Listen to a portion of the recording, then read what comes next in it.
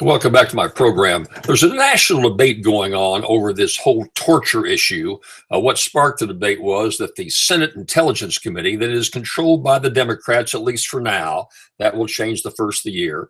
But Senator Dianne Feinstein, the chairman of the committee, issued their report this week saying that there has been extensive torture on the part of the CIA post 9/11, that we have tortured to try to get information on who the terrorists are, primarily in the Middle East. And it's been going on extensively, where more than 100 purported terrorists have been tortured.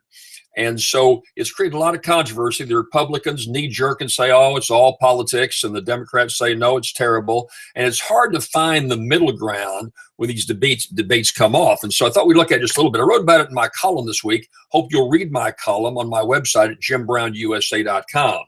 We, in making common sense, try to find not the middle ground, but the right ground. Try to find out who's telling what and who you can trust and who you can't trust. Quite frankly, as we said repeatedly, you can't trust either side up in Washington, D.C. But let's don't deal in hypotheses. Let's deal in facts. What are the facts out there? This is not Jack Bauer on 24. I used to watch 24 every single week and love Kiefer Sutherland and as Jack Bauer. This is not black and white as Jack Bauer portrayed it in 24. There are nuances here, and both sides have an argument to be made.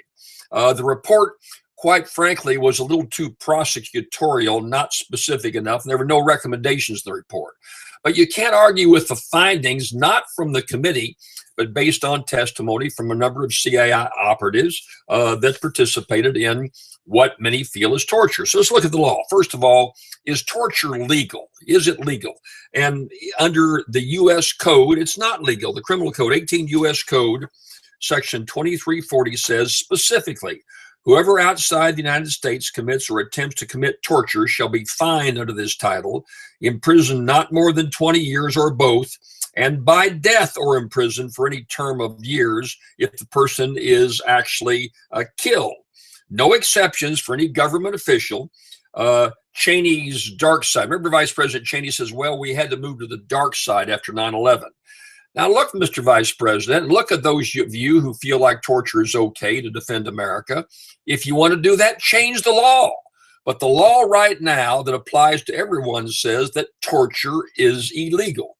So that's the law. Now, if you don't like it, change the law, number one. Number two, what did torture take place? Well, it depends on how you evaluate what happened. I look over the list here, and here's what the Senate report says. It says that detainees were waterboarded, which means water is poured down your mouth so you think you're going to drown. Rectally force-fed, that's pretty severe. Repeated beatings, hangings, handcuffed to an overhead bar for 22-hour periods, left in total darkness and cold temperatures, hooded and shackled, forced to stay awake for up to 180 hours. Tough person to do that.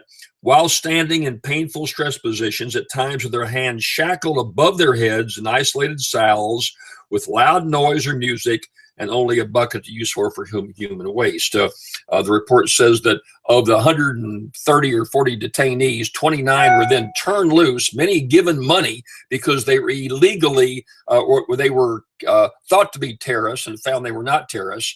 Two of the detainees who were found not to be terrorists died in captivity. One froze to death on the ice floor where he was thrown by the interrogators. Now, I'll tell you what, maybe there's some nuances here. I don't know what more you could do. I guess you could slit your wrists or slowly let you bleed to death.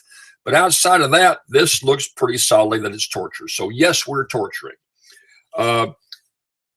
Does it work? Does torture work? The Republicans, Dick Cheney is the leader of the pack, says, oh, yes, it works. We got great information. The report says, no, there's no viable information. And what I think is interesting is the military figures say that torture doesn't work. John McCain. Let me tell you about Senator John McCain. You know, he was our presidential candidate, the Republican presidential candidate in 2012. Served 5 years in a prison in North Vietnam. Repeatedly tortured. His arms were broken, his ribs were broken, and then re-broke, isolated in isolated confinement for several years. This guy was tortured about as hard as you can be tortured. He says it doesn't work because when you feel this enormous pain, you're going to tell anything you want to your torturers to stop the pain. So you make up stuff. And there's been a number of examples. I was reading about World War II. We're here celebrating a lot of anniversaries, Battle of the Bulge and D-Day. And I was reading about an American fighter pilot killed, rather parachuted out of his parachute and was captured by the Japanese. And they tortured him. And so they kept saying, we dropped 2 bombs already. We dropped the bomb on Nagasaki and we dropped the bomb on Hiroshima. And they were worried about more atomic bombs being dropped. Now, this pilot didn't know anything about the atomic bomb program, but they kept after him. How many more bombs you have? And they kept torturing. And he said, finally, to stop the torture, he said, we got 100 more bombs that are coming at you. Well, hey, great information. They went ahead and gave up. So the bad information that this American pilot gave was a one factor in ending the war against Japan. Wasn't accurate, didn't work. John McCain says it doesn't work. Colin Powell, Secretary of State, 4-star general, head of the Joint Chiefs of Staff, says torture doesn't work. And I got a whole list here of several hundred generals and admirals that say that torture doesn't work. Who says it does work? Well, Dick Cheney and a whole line of chicken hawks. I say chicken hawks.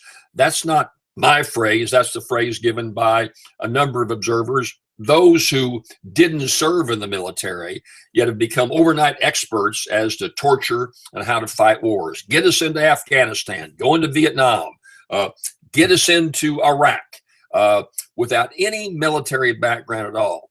Cheney, by the way, got 5 deferments, was deferred 5 times by his draft board.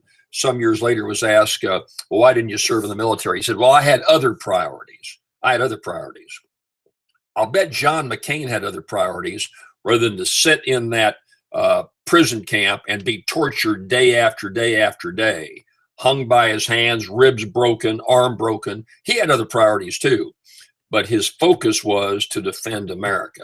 So the Dick Cheneys of the world, the chicken hawks, I don't too much resolve on that. We got a governor down in Louisiana named Bobby Jindal running for president.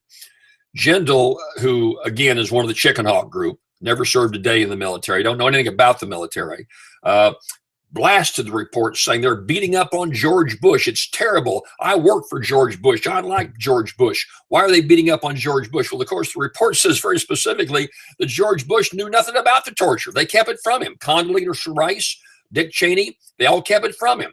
So that's a false attribute to attack on the fact that George Bush headed up the torture. Didn't know anything about it, according to everybody around him. So bottom line is, it looks like from the reliable sources that torture, those in the military say torture doesn't work. And I go back to this chicken hawk analogy.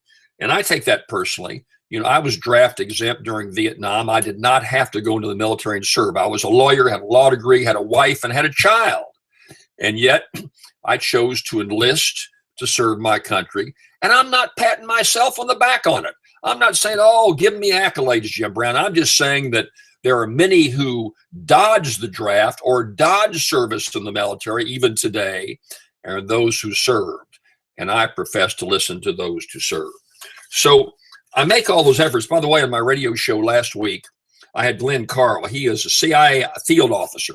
He was involved in the whole interrogation. He watched prisoners being tortured. He says, wrote a book called The Interrogator. You can find it on the website, listed on our website. He says that torture just doesn't work. He responds to the ticking time bomb. He says, you know, there's the ticking time bomb. We've got an atomic bomb in Rockefeller Center or in 42nd Street in New York. It's going to go off in 5 hours. We got to try to stop it. He says, well, look, the guy's crazy enough to put a time bomb there to begin with, number one. And number two, he'll say, oh, yeah, I'm going to tell you where it is. It's down here. Go get it down. He'll say anything to get you off his back. Not reliable information. So in summary, and by the way, and let me say this, though. I can see how sometimes America overreacts. We did so back in the Civil War when Abraham Lincoln put aside habeas corpus, arrested and jailed newspaper editors who felt like he was going too far in many things he did. Gross violation of the Constitution by Lincoln. during the Civil War. You do things during wartime that maybe you regret later on. World War II, Roosevelt interred, gathered up the Japanese Americans. They were American citizens, gathered them up, putting them in internment camps because we were afraid of them turning on America and trying to follow up on their home country. So we do some questionable things during war. After 9/11, I can see the panic. Is there going to be more 9/11 attacks? Let's try to get the evidence. Sometimes we dramatically overreact. And I'm probably of the school that says, let's don't go back and bring prosecutions. Let's learn from this, though. The world is not as simple as Jack Bauer makes in 24.